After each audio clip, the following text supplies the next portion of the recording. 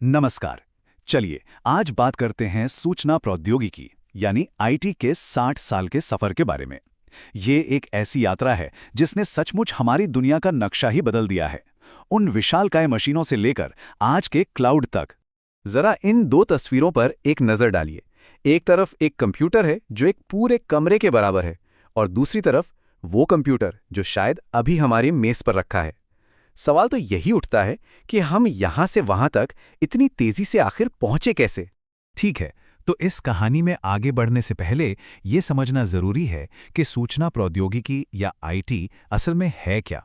देखिए, आसान शब्दों में कहें तो ये डेटा बनाने, स्टोर करने और उसे शेयर करने के लिए इस्तेमाल होने वाली कोई भी तकनीक है, फिर चाहे वो सॉफ्टवेयर हो, हार्डवेयर हो या कम्युनिकेशन। तो हमारी कहानी की शुरुआत होती है कंप्यूटिंग के पहले बड़े दौर से। वो दौर जब कंप्यूटर सच में किसी दैत्य की तरह बड़े और बहुत ही ज्यादा शक्तिशाली हुआ करते थे। इस पूरे सफर को हम 5 खास पड़ावों में देख सकते हैं।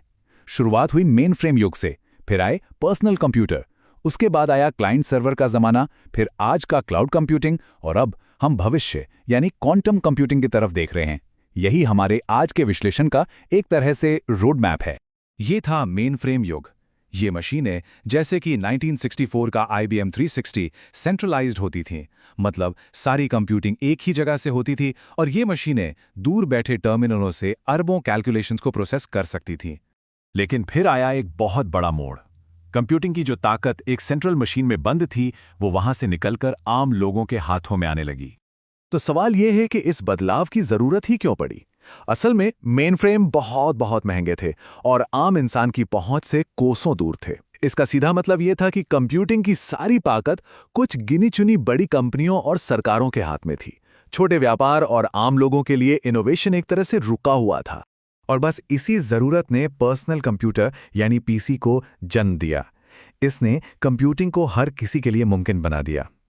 1975 में अल्टेयर 8800 और 1981 में IBM PC जैसी मशीनों ने कंप्यूटिंग की ताकत को लोगों के डेस्कटॉप पे ला खड़ा किया, और यहीं से वर्ड प्रोसेसर और स्प्रेडशीट जैसे सॉफ्टवेयर का दौर शुरू हुआ, जिसने छोटे कारोबारियों और आम लोगों को वो ताकत दी जो पहले सिर्फ बड़ी बड़ी कंपनियों के पास हुआ करती थी।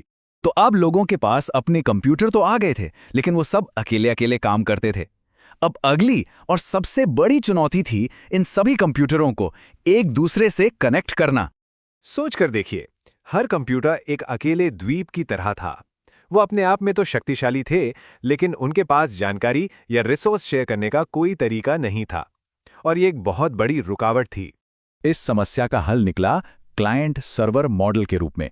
इस मॉडल में क्या होता था कि कई सारे पर्सनल पीसी, जिन्हें क्लाइंट कहते हैं, एक पावरफुल सेंट्रल कंप्यूटर यानी सर्वर से जुड़ जाते थे। इससे वो डेटा और रिसोर्स आसानी से शेयर कर सकते थे।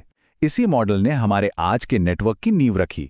चलिए अब थोड़ा और आगे बढ़ते हैं और देखते हैं कि हम क्लाउड कंप्यूटिंग तक कैसे पहुंचे।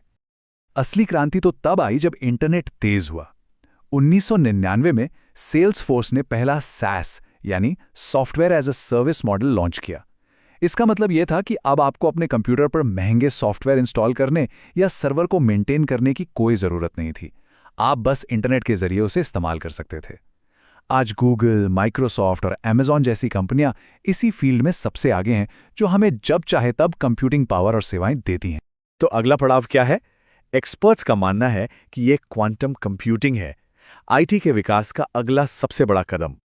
अब इस स्लाइड की सबसे दिलचस्प बात यह है कि क्वांटम कंप्यूटिंग कितनी ज्यादा पावरफुल है। 2019 में गूगल ने एक ऐसा कैलकुलेशन करके दिखाया जिसे करने में दुनिया के सबसे तेज सुपर कंप्यूटर को भी 10,000 साल लग जाते। लेकिन उनके क्वांटम कंप्यूटर ने यह काम सिर्फ 3 मिनट 20 सेकंड में कर दिखाया। जरा सोचिए, 10,000 साल का काम सिर्फ 200 सेकंड में। यह कंप्यूटिंग की दुनिया में एक अविश्वसनीय छलांग है। और ये कोई कोरी कल्पना नहीं है, ये गूगल के क्वांटम कंप्यूटर की असली तस्वीर है। ये भविष्य की तकनीक है जो आज हकीकत बन रही है। ये क्वांटम फिजिक्स के अजीब नियमों पर काम करती है, जहां पार्टिकल्स एक ही समय में कई स्टेट्स में मौजूद हो सकते हैं, जो इसे पारंपरिक कंप्यूटरों से कई ज्यादा प्रोसेसिंग पावर देता है। चलिए अब बात करते हैं कि इस पूरी तकनीकी क्रांति ने हमारी दुनिया और हमारी जिंदगी को असल में कैसे बदला है। इसका आर्थिक असर बहुत बड़ा रहा है। इस चार्ट को देखिए, ये भारत की जीडीपी में आईटी इंडस्ट्री का हिस्सा दिखाता है।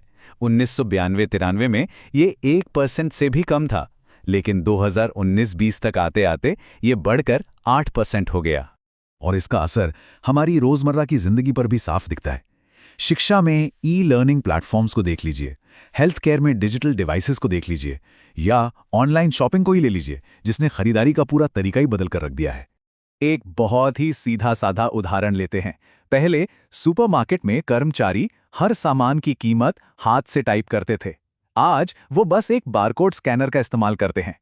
काम कितना आसान और तेज हो गया है ना? तो कुल मिलाकर मेन फ्रेम से शुरू हुआ ये सफर हमें एक ऐसी दुनिया में ले आया है जहां सब कुछ एक दूसरे से जुड़ा हुआ है, डिवाइसेस, सर्वर्स और क्लाउड इंफ्रास्ट्रक्चर के एक बहुत बड़े जाल पर। इस पूरे बदलाव में 60 साल लगे। ये बात हमें सोचने पर मजबूर करती है कि आने वाले 60 साल हमारे लिए क्या लेकर आएंगे।